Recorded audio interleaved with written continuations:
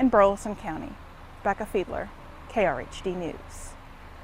This week, both Bryan and College Station City Councils voting to extend an emergency drought disaster declaration that was issued last week. Both city councils unanimously voting to renew. By extending the declaration, both cities are now eligible for resources for drought response needs and can draw from emergency funds from state and federal sources should they become available. Now, there's no expiration date for the declarations at this time, and according to the the United States Drought Monitor, 100% of Brazos County is now under extreme drought. Also at College Station City Council meeting last night, a unanimous vote approving 5 bond propositions for November's general elections, an $18 million proposition for fire safety improvements, building a new fire station in the southern part of town, $16.1 million for transportation infrastructure, over $30 million for sports and tourism, improving Veterans Park and upgrading ballparks. A separate proposition is set for new buildings for park improvements and redevelopment. 6 projects would be receiving $22 million between them. Finally, a $3.9 million bond would go toward Mabel Claire Thomas Park. Those will be on the general election ballot this November. The Biden administration is ramping up their efforts against monkeypox.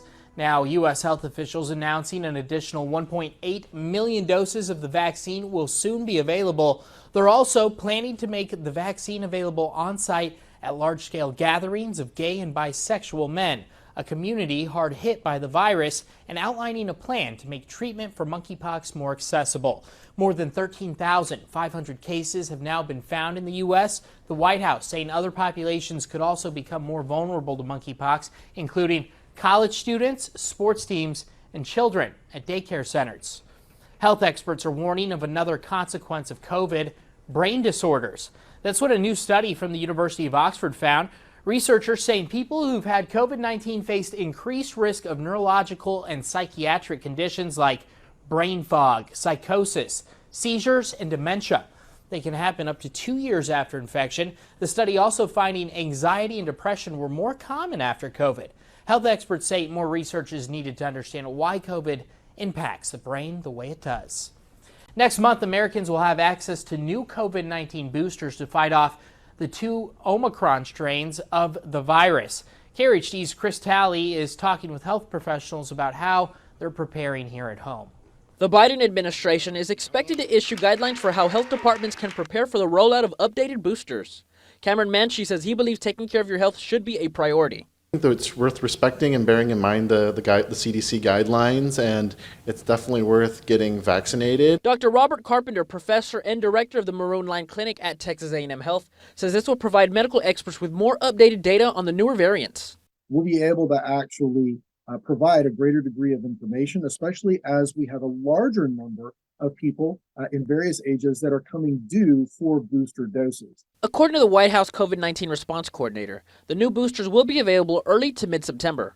And those who have not been vaccinated, the new Novavax vaccine is available at the Brazos Health District, according to Mary Parrish. In College Station, Chris Talley, KRHD News.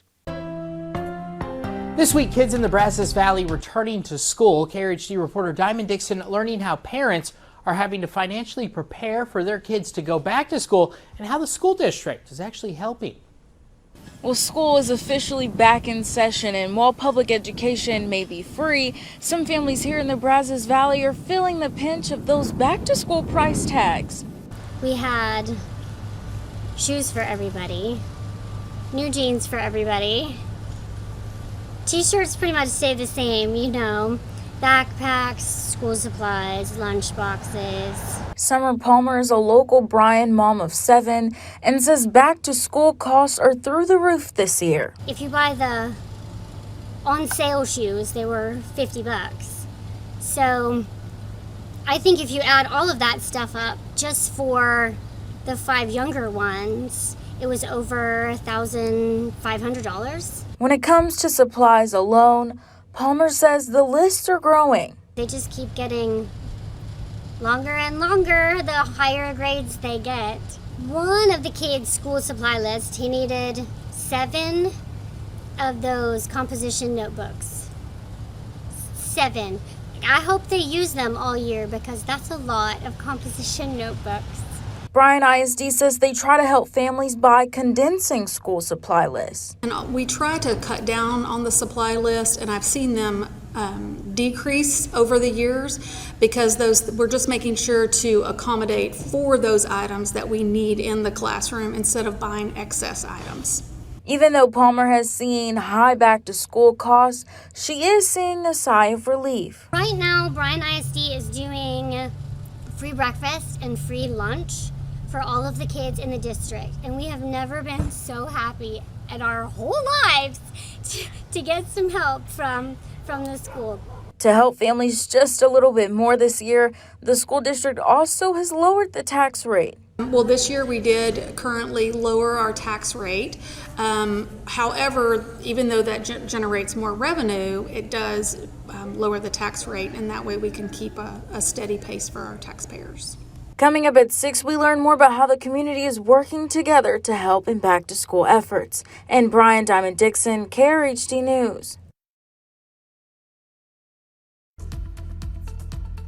Well, we begin to see the effects of that weak cold front roll through the area. You've noticed the showers and storms here on our radar. Pretty much widespread rain coverage for the southern portions of the Brazos Valley. You'll notice we've seen heavy rain in some spots. Flood advisories in place for Brazos County at the moment, Grimes County, as well as southern Milam County. And you can see right here for Rockdale where we've seen some of that heavy rain. Now in both Brazos County and places that we do have the flood advisories in effect, we've already seen 1 to 2 inches of rainfall just in the past couple hours with this system making its way through the Brazos Valley, and an additional 1 to 2 inches of rain are possible. Here's another look at those flood advisories, and what this really means is we could see some of the stream flooding, we could see minor creek flooding, but also the street flooding. So if you are maybe making the drive home, you probably want to give yourself a little bit extra time, maybe leave early if you can, or just practice your patience on the roads this afternoon and evening, because you may run into some spots. And remember those basics: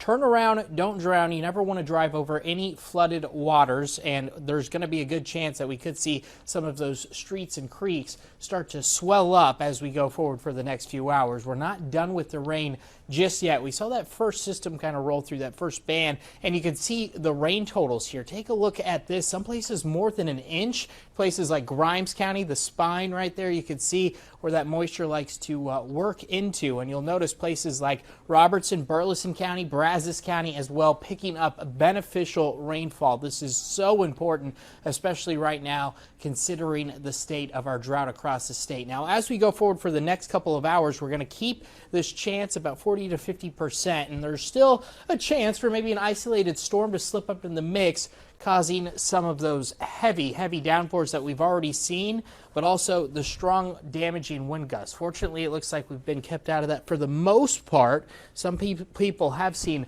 some of those strong winds over 40 miles per hour, though. We're going to continue to monitor that as we go forward. As we roll into Friday, we'll keep a 40% chance of scattered showers and storms. Saturday, chance as well, about 20%. Temperatures, and looking cooler for tomorrow, 92 degrees for our high. Most Americans admit they use social media at least once a day, but they also believe it's doing more to divide the nation than bring us together. Well, Thomas Hoppe has a deeper look into where this division comes from and what things actually unite us on social media platforms. The advent of social media has changed the information environment dramatically for individuals. It's not so much the internet, but rather the fact that the internet is always on us. I think that is pretty compelling, is a pretty compelling argument in terms of the shift in how we access our information and what that does to us as a society. This is the age of social media, where you go to update your life, stay connected with friends and family, and now where a lot of Americans go to get their daily news and information. Well, I think you can think of social media like you can think of any tool. So a hammer, for instance. I can build a house with the hammer. I can hang art on my wall. I can fix things that need to be fixed. But I can also swing that hammer just wildly, and I can, put holes in the drywall in my living room, or, hit myself in the head. And I think that that's kind of how I look at social media is that it's a mix of good and bad. According to the Pew Research Center, about 53% of Americans say they get their news from social media. We have taken to using information and feelings that used to be so specific to our private and our personal lives, and they were in that space, right? They maintained that space, and we've really made the personal political now. And because we tend to be caught up daily on current events via social media or digitally, a lot of Americans think that this can be doing more to divide us than unite us. 64% of Americans believe that social media platforms do more to divide us, according to the Pew Research Center, something a lot of experts in psychology and communications aren't surprised about. A big part of social media interactions are people presenting or discussing really strong opinions on certain issues or topics. You see these incredibly polarizing responses around these topics, and